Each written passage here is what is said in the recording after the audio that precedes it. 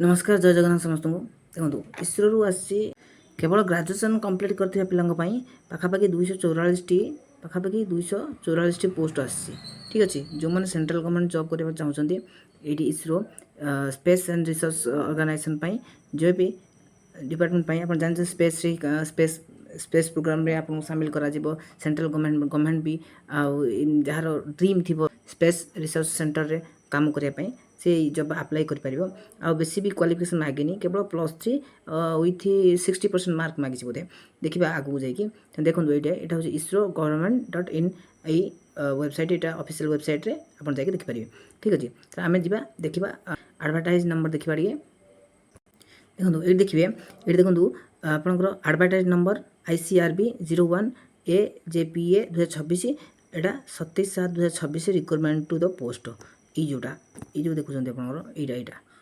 ये लिंक रे क्लिक करेंगे ठीक अच्छे ये लिंक क्लिक कले आपको टोटाल PDF टा आप देखिपारे देखो PDF टा खुली जाइए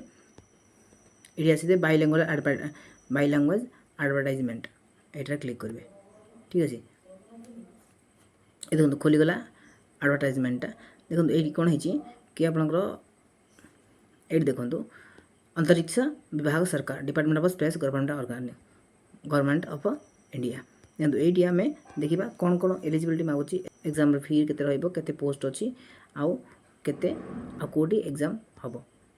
आम देखा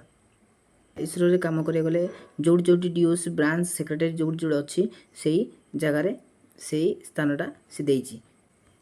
देखो यही जोन रे आपण काम करेंगे अहमदाबाद बेंगलोर हसन हैदराबाद महेंद्रगिरी न्यू दिल्ली एंड श्रीहरिकोटा इतनी जगार आपन को पोस्टिंग दिज्व जो जो जो जी पोस्ट वैकेंसी अच्छी ठीक अच्छे तो बर्तमान आम देखा तिरुवनंतपुरम भी अच्छी तिरुवनंतपुरम रे अच्छी ठीक अच्छे तो नेक्स्ट जीवा देखो ये जूनियर पर्सनल असिस्टेंट रे कोडी कोडी अच्छी ये देदेची जूनियर पर्सनल असिस्टेंट अहमदाबाद रे भी अच्छी हाँ आउ बेंगलुरु भी अच्छी हसन रे अच्छी हैदराबाद अच्छी महेंद्रगिरी अच्छी श्रीहरिकोटा भी अच्छी ठीक अच्छे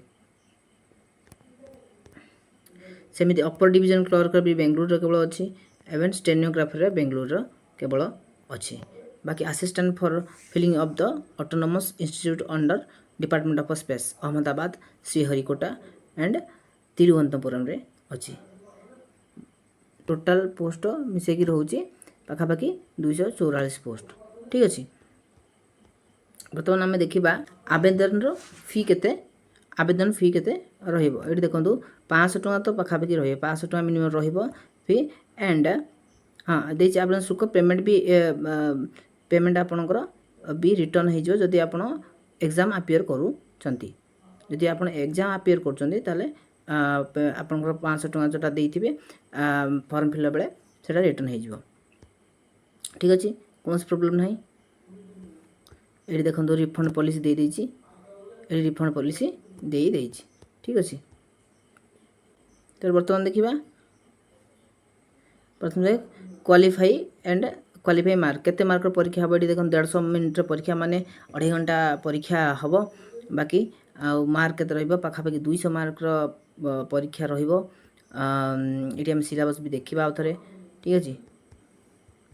ये देखंतु सिलेबस देखिबा हमें ये देछि वेतन दे देछि जेमति देछि 25,500 वेतन तार पी अच्छी डीए अच्छी HR अच्छी डीए अच्छी ठीक अच्छे सब गवर्नमेंट सेंट्रल गवर्नमेंट जॉब माने आपनकर सैलरी रे कोनोसी प्रॉब्लम होबनी एतिक मन रखंतु वर्तमान ये देखंतु ये होछि आपनकर एग्जाम पैटर्न ऑफ असिस्टेंट एटा तार सिलेबसटा देछि जनरल इंग्लिश के देछि 50 मार्क क्वांटिटी एप्टीट्यूड देछि 50 मार्क रीजनिंग देछि 50 एंड जीके देछि 50 150 मिनिट चारिटा भूल ले गोटे माइनस मार्किंग हम 0.25 माइनस कटिबो ठीक अच्छे तो तापर देखिबा कोन से इंग्लिश से ही सिलेबस रहिबा हमर कॉम्पिटिटिव पिलांगर सिलेबस रहिबा सेंट्रल रे SSC लेवल रे जहाँ भी पढुचंती अपन सेही लेवल एग्जाम दे दियंतु बाकी सिलेबस जहाँ भी देई सिलेबस से सिलेबस टी थरोली पढंतु सेंट्रल टिके इसरो माने टिके डीपली पचारि पारे ता क्वेश्चन पेपर ता पूर्व वर्ष क्वेश्चन पेपर सब आपण टिके देखी दिंतु क्वेश्चन प्रीवियस ईयर क्वेश्चन देखूँ आ बाकी जहाँ भी पैटर्न चलती से पैटर्न रे फॉलो करंतु एसएससी को फॉलो करंतु हो जिवो पाखापाखि मार्क रही जिवो ठीक अछि।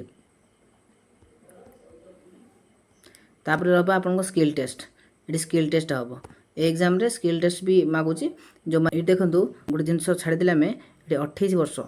एज लिमिट 28 वर्ष यूआर पाई 31 वर्ष ओबीसी पाई एंड एससी एसटी पाई केते वर्ष देछि ये 33 वर्ष देछि एससी एसटी पाई 33 वर्ष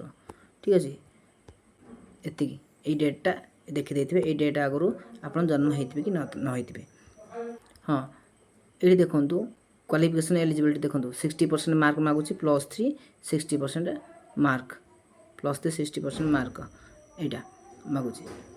असिस्टेंट अपर डिवीजन क्लर्क पाई +3 60% मार्क मागुची।